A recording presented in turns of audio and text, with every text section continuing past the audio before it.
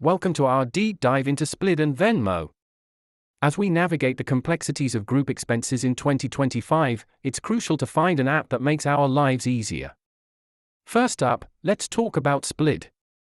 This app focuses on simplifying group expenses with features that allow users to manage and split bills seamlessly. Next, we have Venmo, known for its social features and easy money transfers.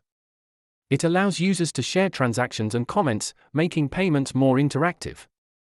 When it comes to user experience, both apps have intuitive interfaces, but which one is truly easier to navigate? Let's break it down. Payment processing is critical. Let's explore how Splid and Venmo differ in handling transactions and fees. Managing group expenses can be tricky.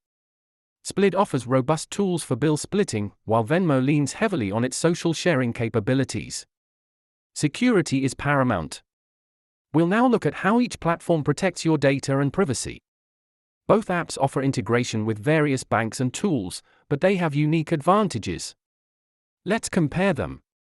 Understanding the target audience is key to our analysis.